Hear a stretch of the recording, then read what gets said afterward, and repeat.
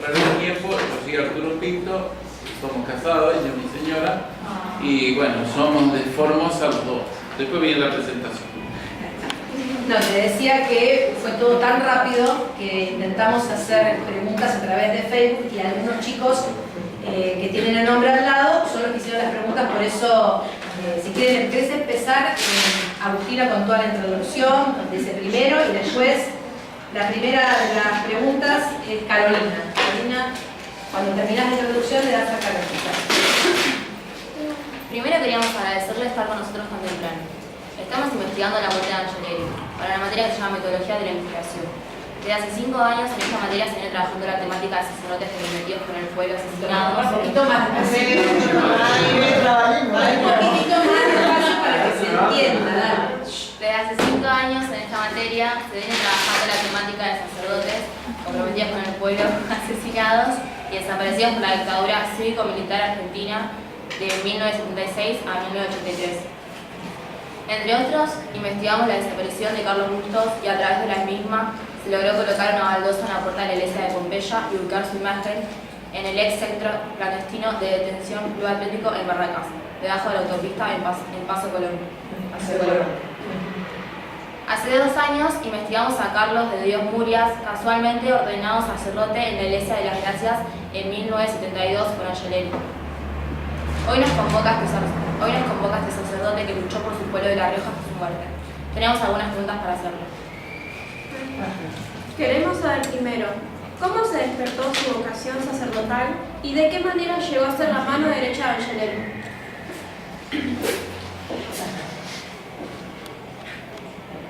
Está dicho todo. Bueno, primero yo voy a presentar, soy Arturo Pinto y soy riojano de nacimiento, del oeste de La Rioja, Huantacol, donde sé que hay un cierto lazo con este lugar porque han ido a misionar a aquel lugar gente de acá. Entonces yo soy nativo de ahí. ¿Cómo me nació la vocación? Soy miembro de una familia campesina. Nosotros teníamos al estilo, sería precordillerano el lugar porque tiene actividades propias de los campesinos precordilleranos. Esa era mi familia y tenemos una propiedad con quinta, con uvas, duraznos, todos los frutales que tienen los campesinos en el pueblo, en una casa familiar, y luego teníamos también un puesto de cría de vacas, cabras, caballos, burros, ovejas en la montaña. Entonces se hacía el trabajo habitual del montañés, que en el verano estábamos en el pueblo y en el invierno se iba mucho a la montaña porque había que cuidar los animales, que hacía mucho. Así que soy nativo de ahí y miembro de la familia campesina. Esto quiere decir que desde pequeño, desde chico, mi madre y mi familia frecuentaban mucho las actividades religiosas cuando ahí había, cosa que era anual, porque como era población pequeña no teníamos la atención permanente de cura. Así que mi madre me llevaba como a todos los hijos al templo, a la capilla y bueno, frecuentábamos teniendo los sacramentos habituales de todo chico. Y tuve contacto con mi familia, era bien religiosa, también con religiosidad popular, por tanto me criaron sabiendo todas las cosas que nos enseñan cuando chicos. Así que en contacto con otro miembro del pueblo que era sacerdote, iba a mi casa, él frecuentaba mi casa, así que yo cuando estaba por terminar la primaria, me propusieron, si no me interesaba, se ve que veían ciertas inclinaciones, si no me interesaba ingresar al seminario.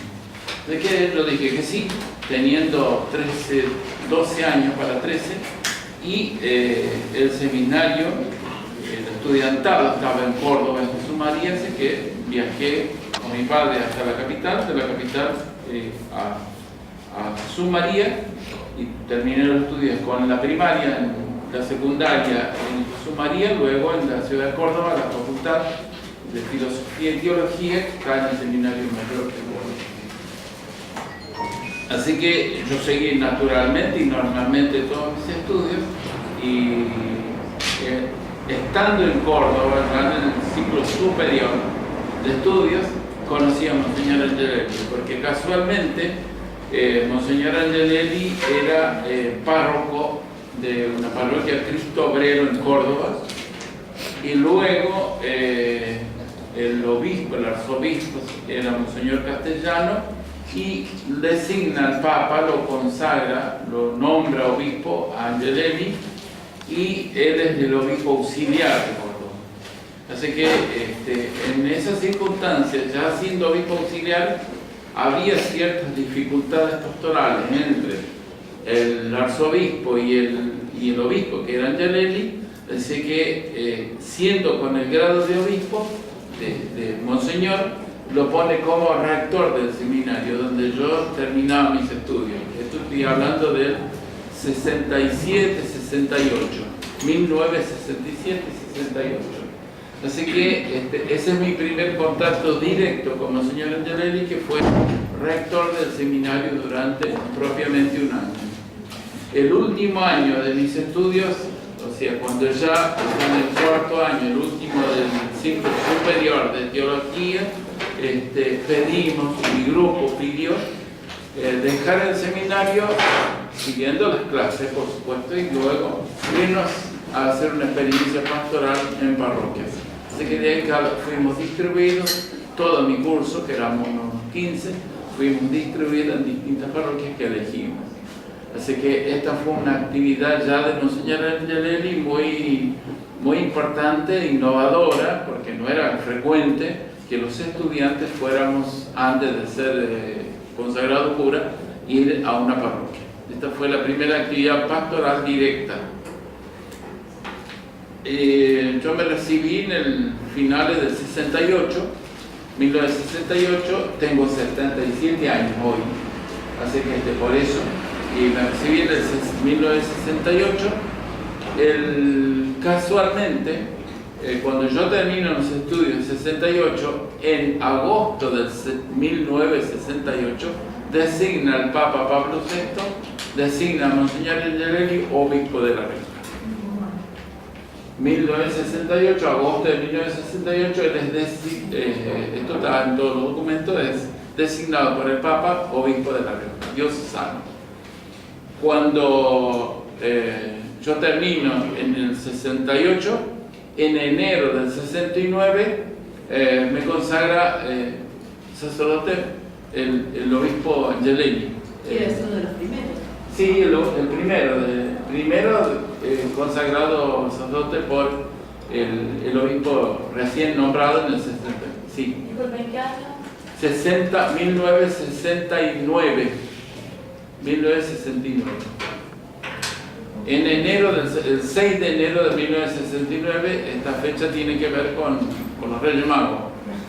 Y me consagra, y esta también fue una innovación de Monseñor Angelelli, me consagra en mi propia parroquia, en Villa Unión, y la consagración se hace, la celebración litúrgica, todo, se hace en la calle. Así que la altar estaba puesto en la calle, toda la gente en la calle, y bueno, la ceremonia, toda esta también en la calle. Fue todo llamativo porque todo el mundo veía, o sea, cosa que no estaba dentro del templo. Era todo un símbolo también. Carolina, ¿Qué tipo de actividades desarrollaba específicamente la pastoral en La Rioja? ¿Usted participaba en ello? Bueno, acá les tengo que recordar o decirles una cosa muy importante que aconteció como acontecimiento de la Iglesia Universal. Fue un congreso que se llama concilio en la Iglesia, que este congreso o concilio se realizó en Roma, donde el Papa, que fue Juan XXIII, no Pablo VI, sino Juan XXIII, un Papa viejito, él convocó a este concilio que se llamó Vaticano II. Este concilio Vaticano II convocó a todos los obispos del mundo. Van para este congreso o concilio donde se revisa la actividad de la iglesia. El Papa Juan XXIII, a pesar de que era viejito, es el que abrió las puertas, dijeron que abrió las ventanas y las puertas de la iglesia. Imaginen la Iglesia Universal como si fuese un gran edificio, abrió las puertas para que entre aire fresco a la iglesia, que entren bocanadas de aire. Esto quiere decir la vida inspirada por otras personas que no eran solamente los curas, sino también los laicos, las mujeres. Todos ingresaron masivamente a la iglesia, que era difícil.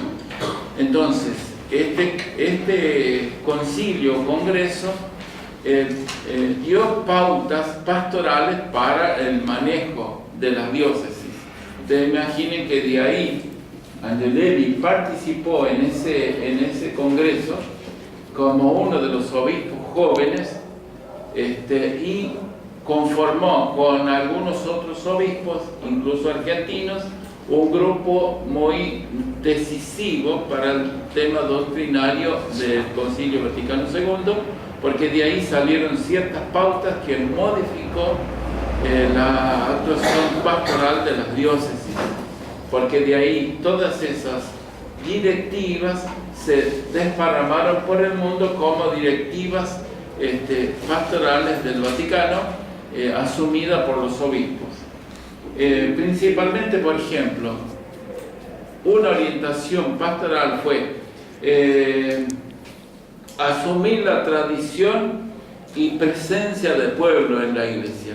Asumir la tradición quiere decir que, ejemplo, La Rioja tenía devociones como el Señor de la Peña, el San Nicolás de Bari, el Niño Alcalde, el encuentro entre el Niño Alcalde y San Francisco de Asís, que simbolizaba, el Niño Alcalde significaba que tenía que ver con los diaguitas que habían querido invadir La Rioja, y el Niño Alcalde lo pusieron como autoridad, y hubo un acuerdo entre indígenas y el mundo criollo que existía en La Rioja para que no haya este problema.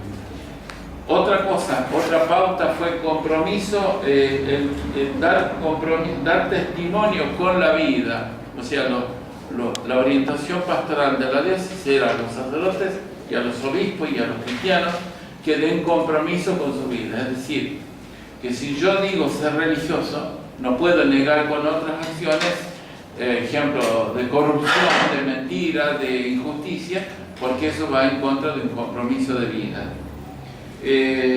Otra cosa, que promoción del hombre concreto, el hombre y la mujer riojanos.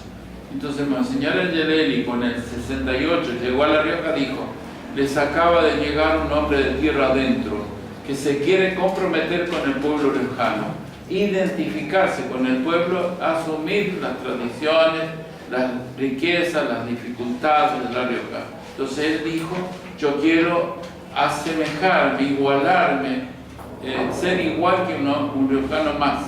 Entonces él se dedicó a ¿qué? A recorrer la diócesis. Entonces recorrió y conoció todos los rincones de La Rioja durante su obispado. Y nosotros los curas y los laicos y las religiosas, todos teníamos convocados por el obispo para hacer estas mismas tareas pastorales.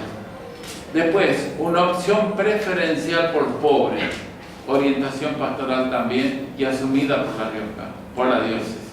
Opción preferencial, es decir, la pastoral te indica que tenés que ir a predicar, a anunciar el evangelio, pero preferentemente a los pobres, a los más necesitados.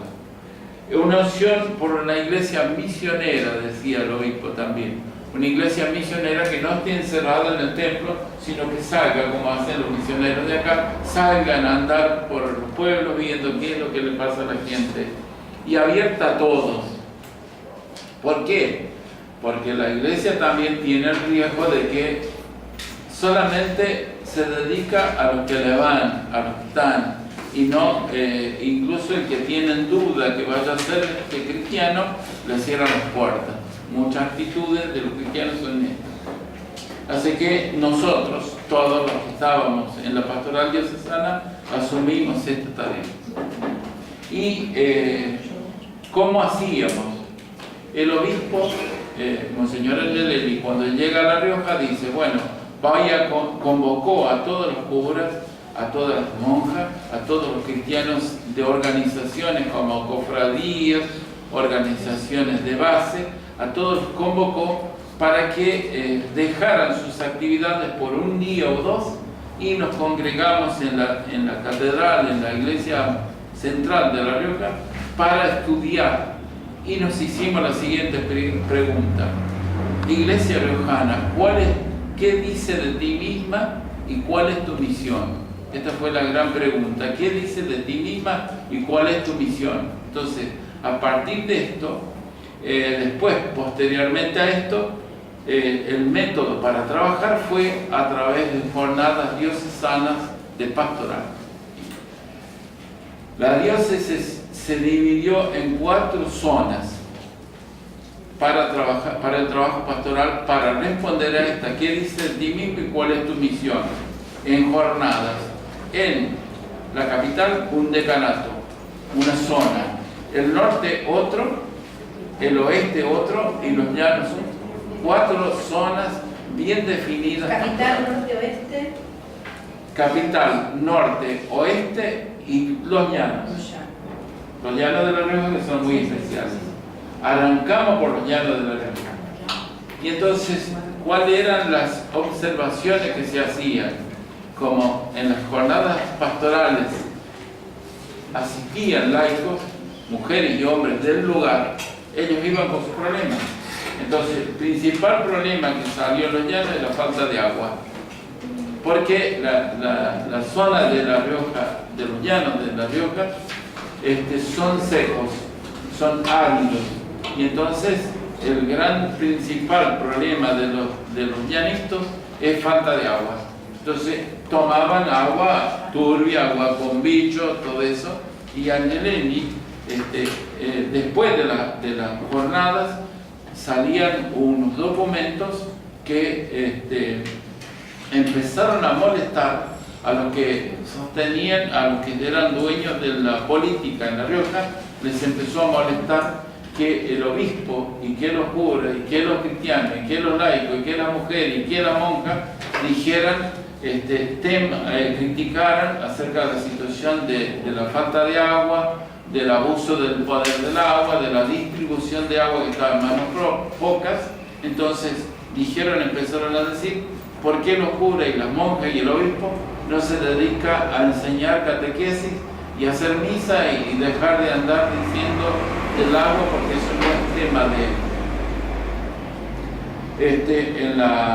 En el oeste, por ejemplo, el obispo también señaló la explotación de los pequeños productores viñateros, de los cosecheros, de los aceituneros. Esto también empezó a molestar, porque salían informes y documentos que hablaban sobre la situación de pobreza de la gente y de los jóvenes que se van a las ciudades y que abandonan los lugares donde nacieron, donde viven los padres. O sea, que quedaban pueblos con mayores, con abuelos y chicos, y nada de jóvenes.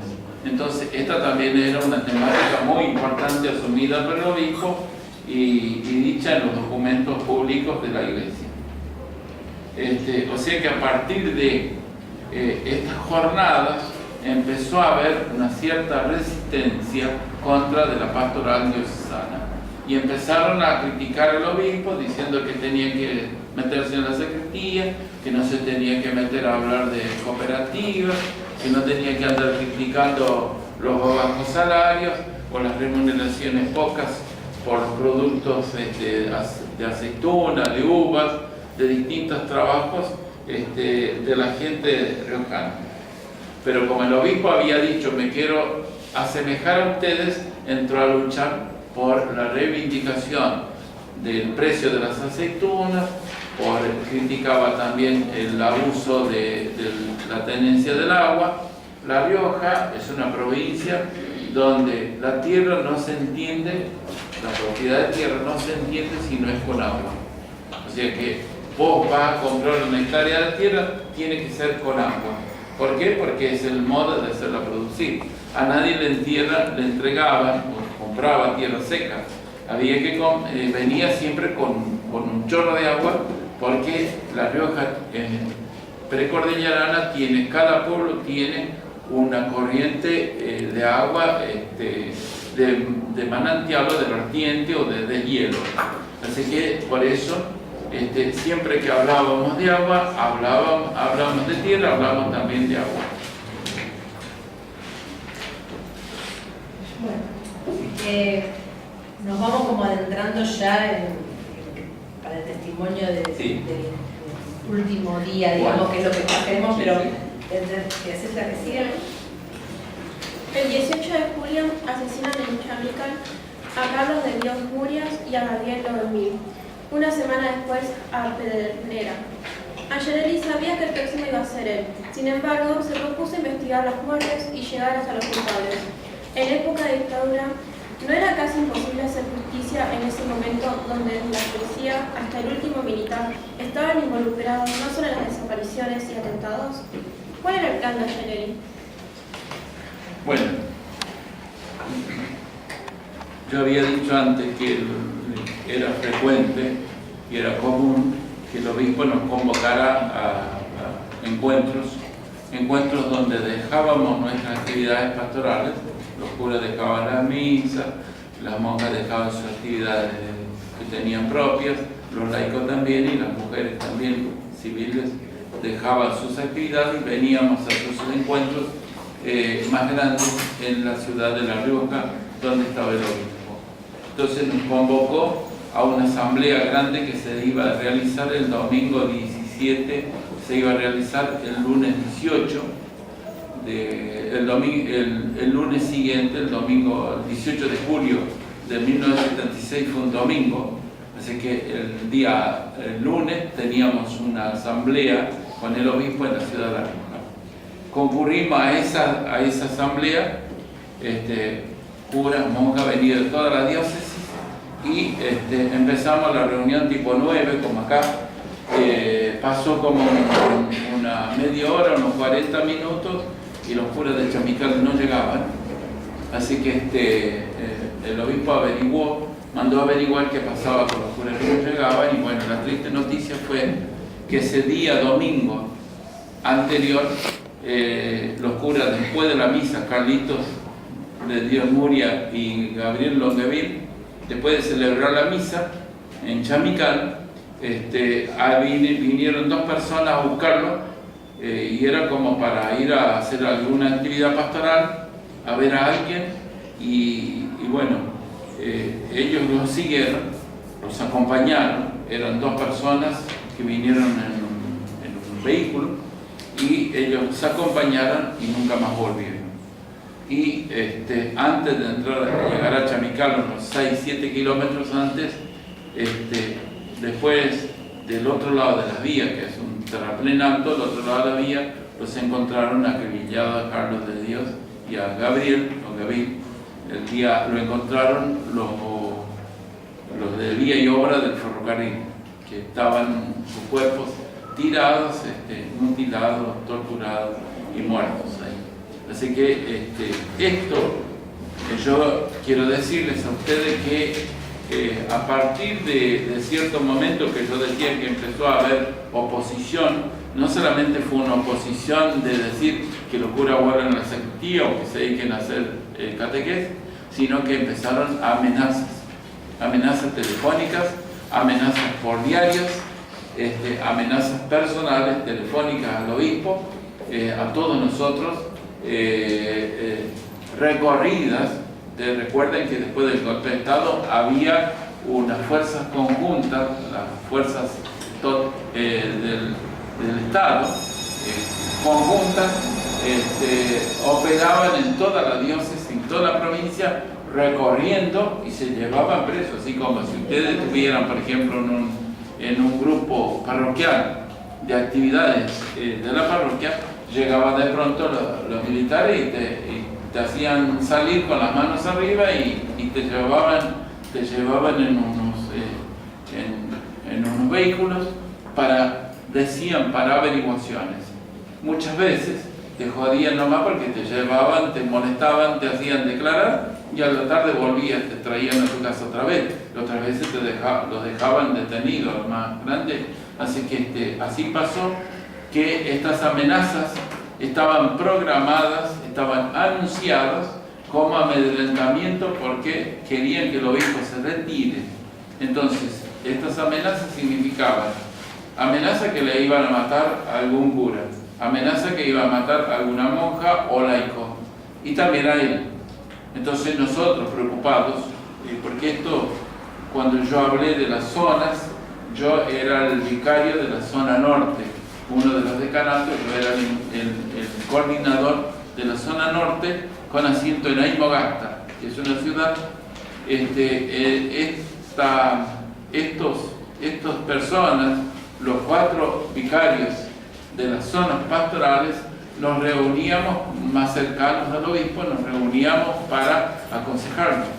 A nosotros nos asustaba mucho, teníamos miedo por la desaparición del obispo. Así que nos reunimos para decirle, por favor, monseñor, después que mataron a los curas, después que mataron a los curas, el 18 de julio mataron a los curas, el 25 de julio mataron a un laico en Sañogasta, que se llama Wenceslao Pedernera. Él pertenecía a la parroquia de Sañogasta. Pareciera ser que los encapuchados esa noche fueron, del 25 de julio, fueron a buscar al cura de Sañogasta, que se llamaba Paco, le decíamos Paco, y no lo encontraron al cura. Se fueron a la casa de este hombre Wenceslao, que era un campesino perteneciente a la actividad pastoral de la parroquia de Sañogasta, y como no lo encontraron al cura, salió él a la puerta, hacia su puerta, era de noche, salió con su señora y a él lo acribillaron ahí en la puerta, delante de su señora, sin decir palabra ni nada. O sea que estas amenazas eran muy serias y verdaderas. Así que a nosotros nos preocupó mucho. Y el día 3 de agosto, yo estaba en la ciudad de Chamical porque habíamos ido para el sepelio de los curas. El día 3 de agosto, nosotros nos reunimos por la mañana con el obispo, los 4 más otros sacerdotes que andaban por ahí. Nos reunimos para decirle al obispo, nos parecía muy importante reunirnos y conversar con él, tratar de influir, de convencerlo. Y le dijimos, mire, monseñor, nosotros tenemos mucho miedo por usted, lo van a matar, lo están buscando. Y él dijo, no, yo no me voy a retirar. Así que el que quiera, yo le ayudo. El que se quiera ir de la diócesis, no se vaya mal, yo le ayudo para que salga de la diócesis, tengo contactos donde vaya. Así que de este modo hubo gente que sí, laicos que tenían verdaderamente amenazas en serio, se fueron de la diócesis y en Deleni los saludó. Y él dijo, yo no me voy a ir. Así que el que se quiera ir, si ustedes se quiere ir a alguno, le va. Entonces, en esa reunión agarró un papel así e hizo una espiral bien grande así, que iba cerrando. Entonces, en esa espiral, que fue así en redondo, fue marcando los curas lo que había acontecido: la detención de curas, detención de laicos, detención de la muerte de los curas de Chamical, Carlos y Gabriel, la muerte de Wenceslao, y en el punto del medio dijo, ahora me toca a mí, y yo estoy acá. Y dijo, vienen por mí. Entonces dijo, yo no me voy a ir, me buscan a mí, acá me van a encontrar. Porque, dijo el obispo, el pastor no puede abandonar sus ovejas cuando están en peligro, tiene que defenderlas, tiene que quedarse. Entonces yo me quedo. Eso fue el día 3 de agosto. El día 4 de agosto a la mañana me dijo a mí, Arturo, anda, lleva la camioneta. Teníamos una camioneta Fiat multicarga, carrozada.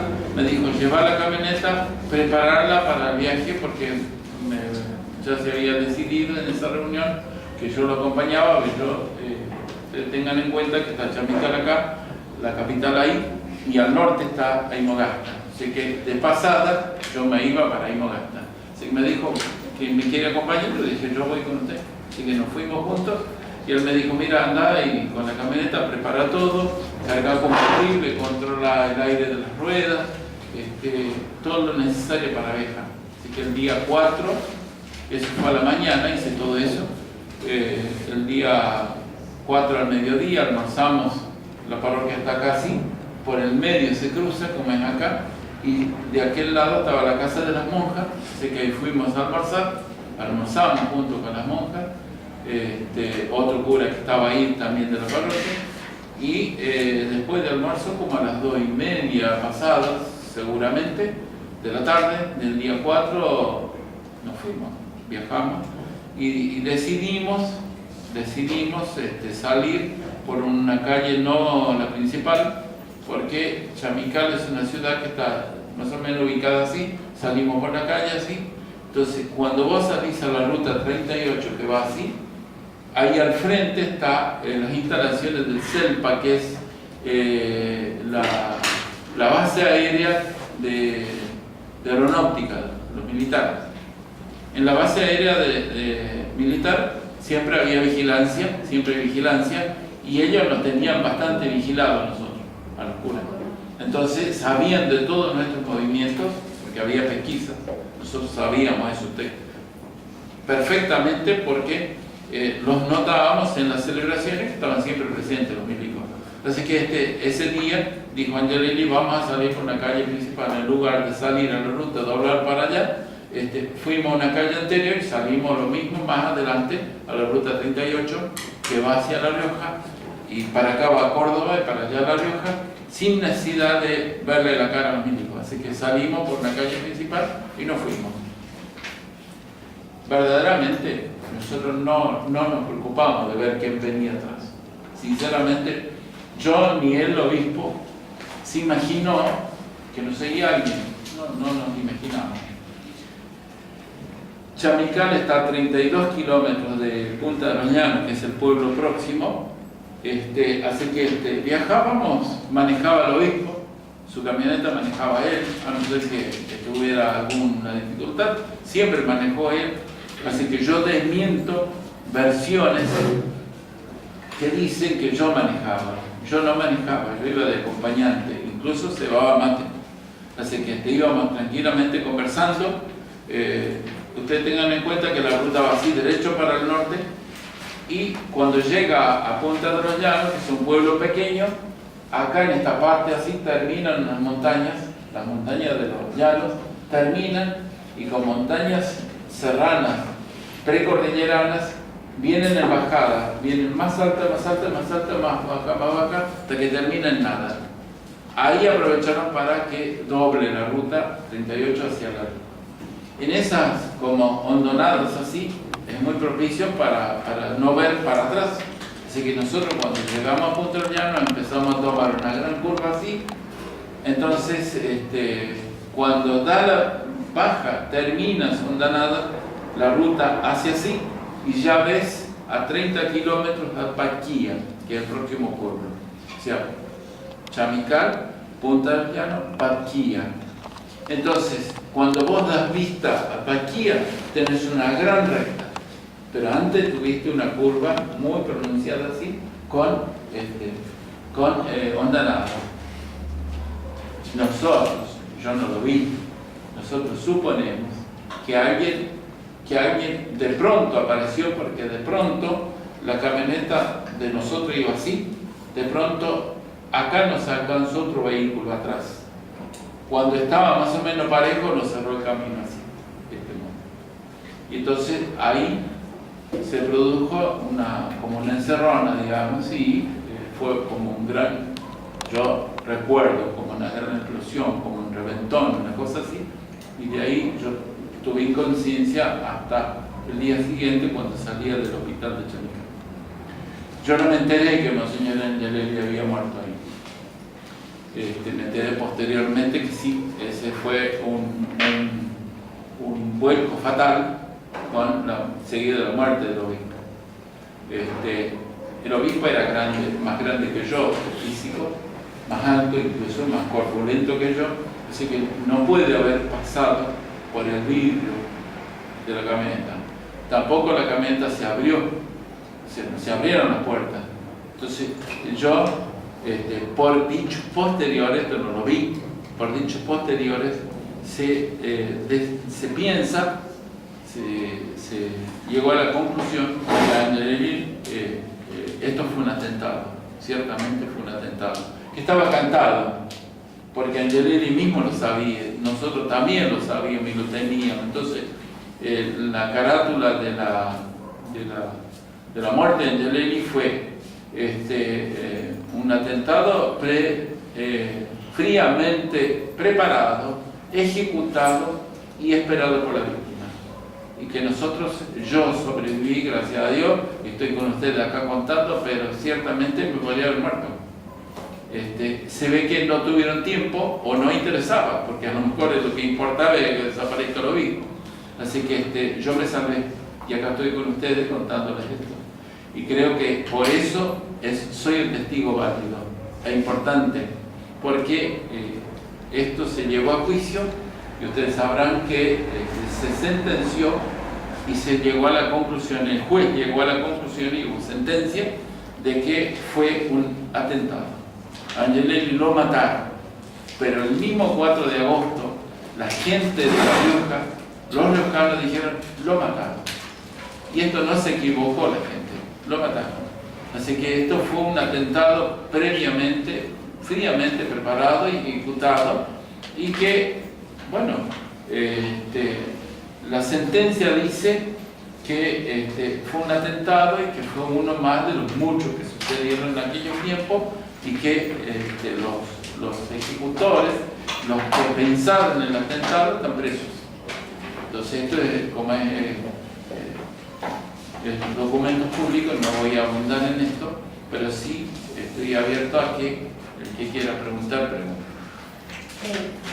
Ya que estás hablando del tema del cuerpo que supuestamente lo retiran entonces del auto, uno supone eso, porque sí, puede haber, el accidente no lo pudo haber despedido, incluso hay un tema con los zapatos que estaban acomodados, queríamos... No, sí, dice que yo tenía una foto que no la traje ahora, pero no importa, es una foto pública, que Angelelli tenía los talones pelados. ¿Qué quiere decir esto? Que derrapó, ¿viste? Cuando uno raspa así, entonces quiere decir que lo arrastraron, porque era grande, pesado, no era un cuerpo livianito, se supone que lo arrastraron. Y que, según el padre Solano, que ya no vive, que es un cura riojano, él me dijo que yo estaba acomodado así en el asiento del acompañante y que Angelelli estaba boca arriba. ¿Cómo puede ser que un cuerpo sale despedido y queda bien acomodado boca arriba con los brazos en cruz? Así que esto fue llamativo, así que yo creo que fue todo esto lo que en juicio valió mucho como argumento, porque mucha gente testimonió, no nos pusimos de acuerdo. Yo soy un testigo presencial, pero hubo otros testigos.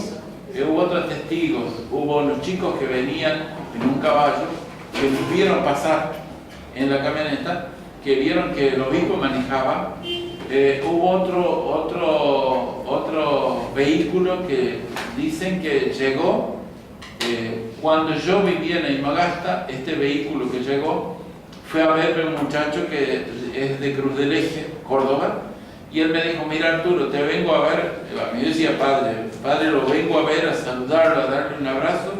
Yo llegué, porque yo, dijo, soy un corredor de esos que llevan cubiertas, van a repartir cubiertas de chicota, y dijo, yo no quiero que usted diga que yo vine, porque yo vivo aterrado, porque a mí me vieron. Cuando yo estaba ahí, viendo si usted estaba muerto o vivo, usted vivía, pero no le pude sacar nada.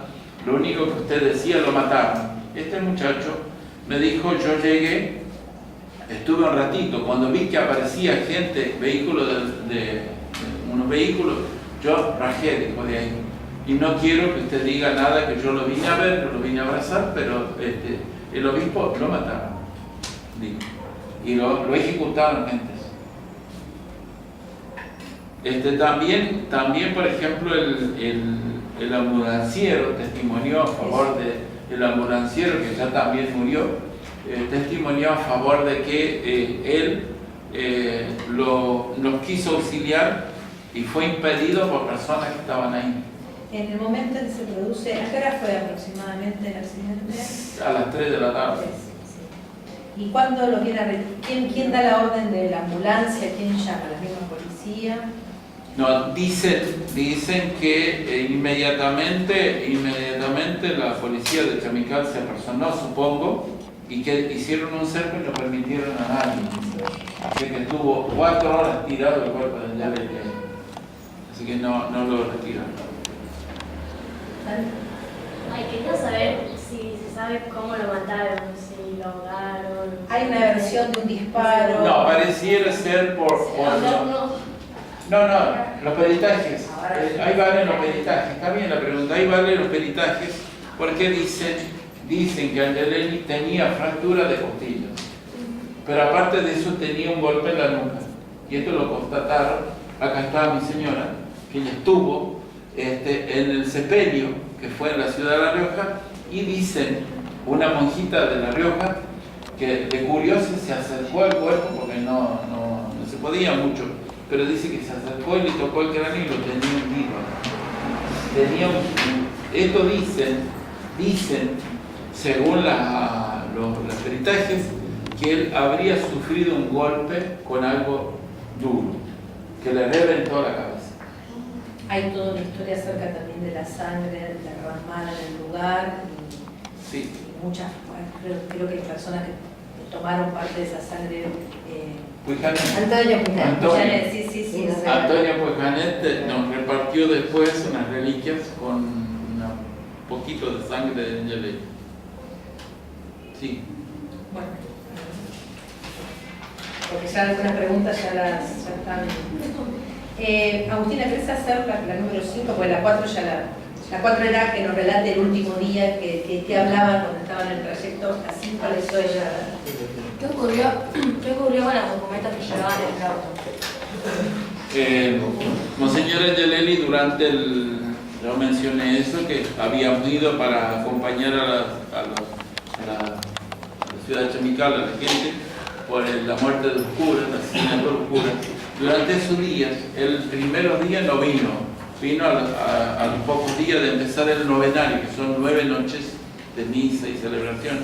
Él vino y se instaló en la pieza que era de Carlito de Diomuria, se instaló y con una máquina de escribir empezó a recibir gente, Monseñor Angelelli, y armó una carpeta porque él empezó a investigar, porque él estaba convencido que él iba a descubrir quién lo había matado a los curas.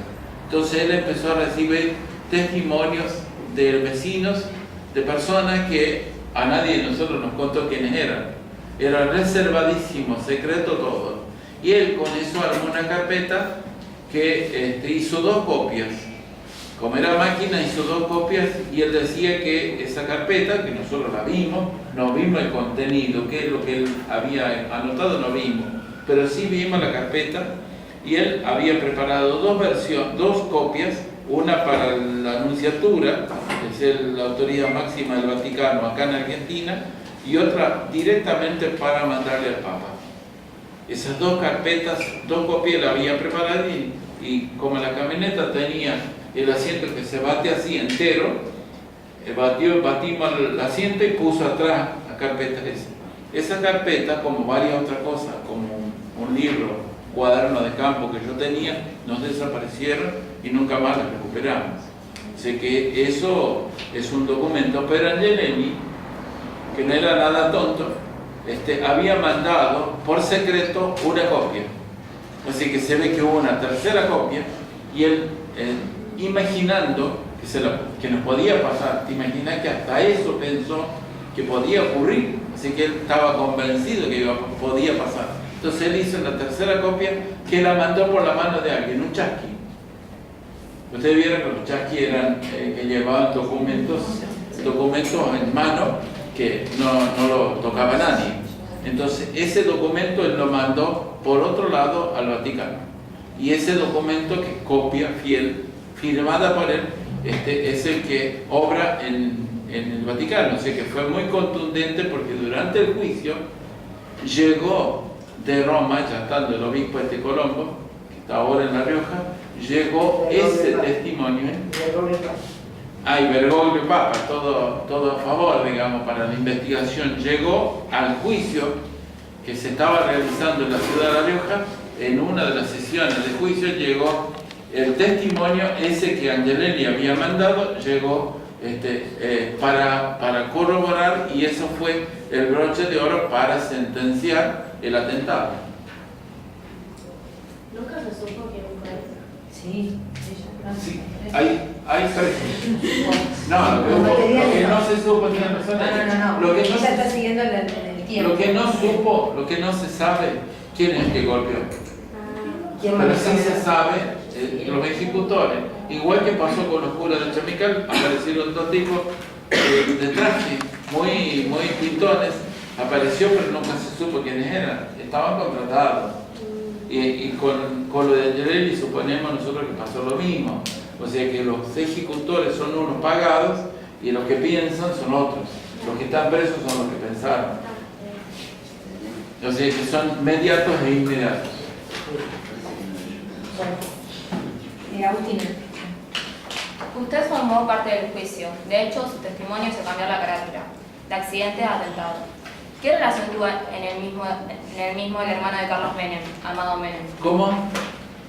¿Qué relación tuvo el mismo hermano de Carlos Menem, Amado ¿Qué Menem? está mal leído? Está mal. Perfecto, sí, ¿Qué relación tuvo? entendí. Cuando ustedes vieron, yo dije que había empezado cierta resistencia, cierto descontento, y en Anillaco, el 13 de junio del 73, una fiesta patronal de Anillaco, cuando fuimos con el obispo, es verdad que yo ese día no fui, pero fueron los curas de Imogasta también, y Moca y el obispo, a la fiesta de Anillaco.